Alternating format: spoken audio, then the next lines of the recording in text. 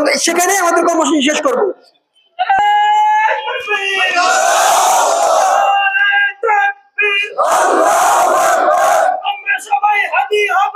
গুলির মুখে কথা আমরা সবাই হাজির হব।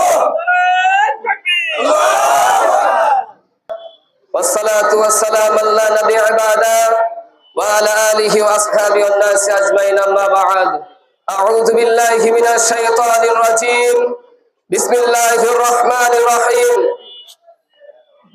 প্রিয় দেশবাসী, আপনারা নিশ্চয়ই জানেন ভারতীয় আধিপত্যবাদের বিরুদ্ধে সোচ্চাচার বিপ্লবী বীর ওসমান হাদি ভাই শহীদ হয়ে গিয়েছে।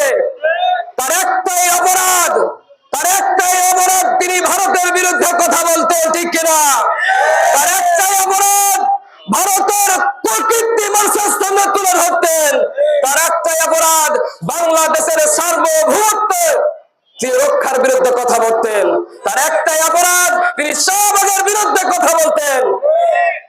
সম্মানিত উপস্থিতি, আমরা সারা দেশে দেখতে পাচ্ছি, বুঝতে পারছি জীবিত হাদির চাইতে মৃত হাদির অনেক দ্বিগুণ শক্তি বেড়ে গেছে। এই হাদিগুলোকে টেনে রাখা যাবে না। যত হাদি মারবেন তত হাদি দ্বিগুণ হবে। একটা হাদি মারবেন, হাজার হাদি জেগে উঠবে।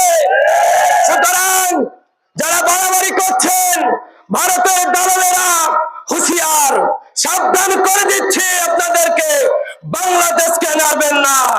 এটা ভারত নয়, এটা দিল্লি নয়, এটা বাংলাদেশ। এটা হিন্দুস্তান নয়, এটা বাংলাদেশ। আমার এক ভাইকে তোমরা শহীদ করেছো, 36 জুলাই অনেক ভাইকে শহীদ করেছো। স্বরাষ্ট্র প্রধানকে জানিয়ে রাখছি, প্রধান উপদেষ্টাকে জানিয়ে রাখছি, দেশের প্রত্যেকটা জায়গায় জায়গায় ভারতের দালালরা বসে আছে। আল্লামা সাইদ একটা কথা বলে গিয়েছিলেন, गुलिस्तान को बर्बाद के लिए एक ही उल्लू काफी है, लेकिन हर गुलिस्तान को उल्लू बैठे हैं अनजान से क्या हुआ है।